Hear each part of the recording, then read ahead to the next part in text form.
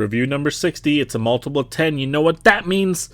Unfortunately, I wasn't in enough of a Call of Duty mood to get one ready for this time around. I'll try to be better, but for now, we have a game that is 100% not like Call of Duty at all. We got Pokémon Violet for the Nintendo Switch. The wonderful world of Pokémon. The role-playing game that anyone can enjoy, which is something I've always believed is the series' strong suit. Being able to cater to a simple, more casual playing experience, as well as having more complex play styles and more complex mechanics. But this time we have a curveball thrown into the mix. Violet and its partnering game Scarlet take place in the Paldea region, which is an open world for the first time in Pokemon history for the mainline series. Now this, for me at least, is a double-edged sword where I think they did a ton of stuff well, but there was also a ton of stuff that they didn't do well, and I'll try to structure this in a compliment sandwich type of deal, you know, one good, one bad, alternate back and forth.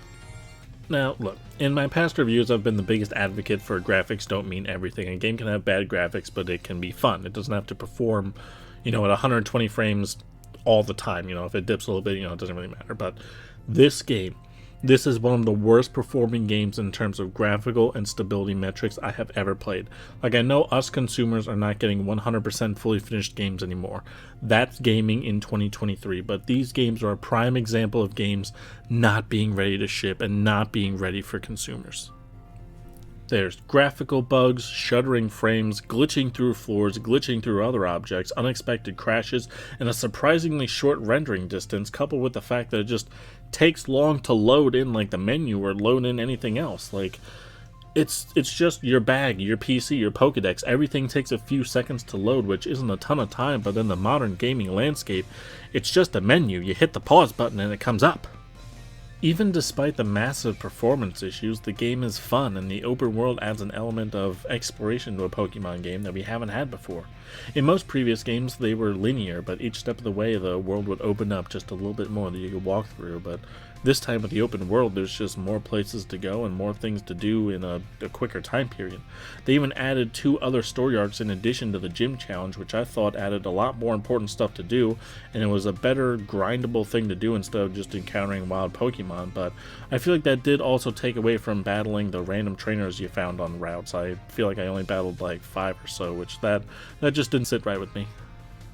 In addition to fighting less random trainers in the open world does not scale to your level, so you can go wherever you want, but it limits what you can do, since if you go into a place that has higher level Pokemon, then you get destroyed. And this isn't a huge issue, but if you do stuff out of order without knowing it, like the gyms or the other story elements, then when you go back to do the ones that you're supposed to do earlier in the game, then you're at a higher level when they're at a lower level because you should have gone in the original order, but because you didn't, there's no set order, you just did it.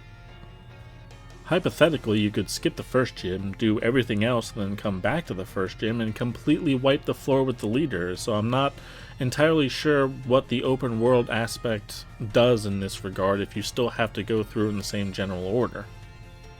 I do feel like the sandwich making and the picnics work better than setting up a camp from Sword and Shield, because you actually get to use the sandwiches for something useful, like trying to hunt for shiny Pokemon, which is something people always enjoy doing, although I feel like they're making it a tad too easy to attain shiny Pokemon. I mean, I'm not trying to completely gatekeep people from getting shiny Pokemon, but their rarity and mysteriousness has definitely waned over the past few years, while the Pokemon Company has made it a lot easier for people to get them.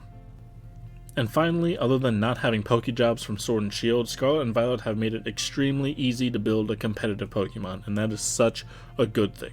Which this is different than making shinies easier. Shinies are just an aesthetic change, but making it easier to build and obtain a competitively viable Pokemon allows more people to try competitive battling, and that's just a main part of the game. I mean, if you wanted to do some serious battling before, it was a crazy amount of work just to get the right stats, nature, moves, and ability, which it's still hard to do, but it's not so hard that it deters those who just want to try.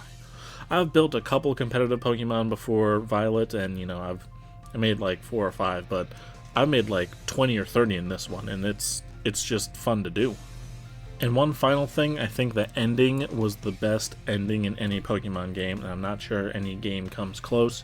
Sure, there's better overall stories, like Gen 5 I feel like is better beginning to end, but the end of this one, I don't want to spoil too much of it, but it just really subverted my expectations of what a Pokemon game could do at the end. So my final thoughts, this game is so close to the game that every Pokemon fan has ever wanted, but at the same time it's just miles and miles away from it as well. I don't think the open world is utilized to its fullest.